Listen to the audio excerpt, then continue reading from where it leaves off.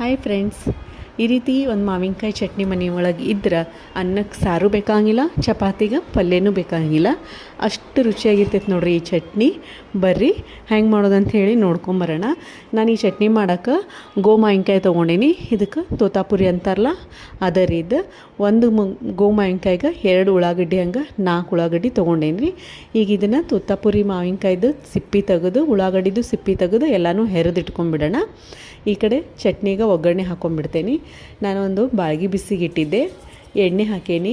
ಎಣ್ಣೆ ಚಲೋ ತಂಗ ಬಿಸಿ ಆದಮೇಲೆ ಅದಕ್ಕೆ ಸಾಸಿವೆ ಹಾಕೇನಿ, ಉದ್ದಿನಬೇಳೆ ಹಾಕ್ತೇನೆ, 1 ಸ್ಪೂನಷ್ಟು ಮೆಂತ್ಯಕಾಳು ಹಾಕ್ಕೊಂಡು ಸ್ವಲ್ಪ ಉದ್ದಿನಬೇಳೆ ಕಲರ್ ಚೇಂಜ್ ಆಗೋವರೆಗೂ ಇದನ್ನು ಬಿಡೋಣ.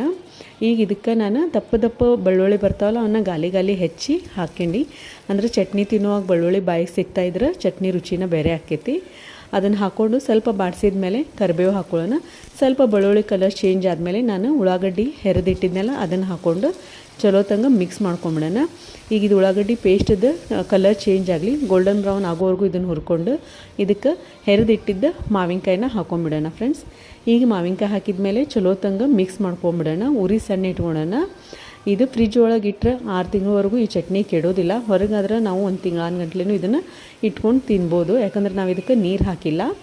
ಅದಕ್ಕೆ ನೀರು ಪ್ರತಿಯೊಂದು ನೀರಿನ ಅಂಶ ಹೋಗೋವರೆಗೂ ಚಲೋ ತಂಗ ಈ ಚಟ್ನಿನ ನಾವು ಬೇಯಿಸ್ಬೇಕಾಕೈತಿ.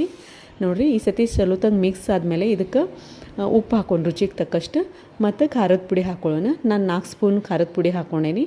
ಯಾಕಂದ್ರೆ ಮಾವಿನಕಾಯಿ ಚಟ್ನಿ ಎಲ್ಲ ಸ್ವಲ್ಪ ಖಾರ ಸಿಹಿ ಹುಳಿ ಇದ್ರೆ ತಿನ್ನೋಕೆ ರುಚಿ ಇರ್ತೈತಿ. ಈಗ ಖಾರ ಹಾಕಿದ ಮೇಲೆ ಚಲೋ ತಂಗ ಇದನ್ನು ಚಲೋ ತಂಗ ಮಿಕ್ಸ್ ಮಾಡ್ಕೊಂಬಿಡೋಣ. ನೋಡಿರಿ, ಈ ರೀತಿ ಇದನ್ನು ಮಿಕ್ಸ್ ಮಾಡ್ಕೊಂಬಿಡೋಣ.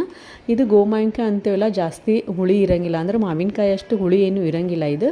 ಸೊ ಇದಕ್ಕೆ ಸ್ವಲ್ಪ ಬೆಲ್ಲ ಹಾಕ್ತೀನಿ. ಸ್ವಲ್ಪ ಬೆಲ್ಲ ಹಿಡಿತೈತಿ. ಇದು ಬೆಲ್ಲ ಹಾಕಿದ ಮೇಲೆ ಸಣ್ಣ ಉರಿ ಮೇಲೆ ಇಟ್ಟು ಚೆಂದಾಗಿ ಇದನ್ನು ಬೇಯಿಸ್ಕೊಂಬಿಡೋಣ. ಅಂದ್ರೆ ಸುತ್ತಲೂ ನಾವೇನು ಒಗ್ಗರಣೆ ಹಾಕಿವಲ್ಲ ಅದು ಎಣ್ಣೆ ಸುತ್ತಲೂ ಬಿಟ್ಕೊಳ್ಳೋಷ್ಟು ನಾವು ಇದನ್ನು ಬೇಯಿಸ್ಕೊಂಡು ಇಡೋಣ. ಒಂದು 6ರಿಂದ 7 ನಿಮಿಷ ಹಿಡಿತೈತಿ ಫ್ರೆಂಡ್ಸ್ ಇದು ಚಲೋ ತಂಗ ಬೇಯಕ್ಕೆ. ನೋಡಿರಿ, ಸೈಡಿಗೆಲ್ಲ ಎಣ್ಣೆ ಬಿಟ್ಕೊಂಡೈತಿ. ಈ ರೀತಿ ನಡು ಕೈ ಆಡಿಸ್ಕೊತ ಈ ಚಟ್ನಿ ಬೇಯಿಸ್ಕೊಂಬಿಟ್ರೆ ನಮ್ದು ಮಾವಿನಕಾಯಿ ಚಟ್ನಿ ರೆಡಿ ಟು ಈಟ್ ಆಗೈತಿ ಫ್ರೆಂಡ್ಸ್.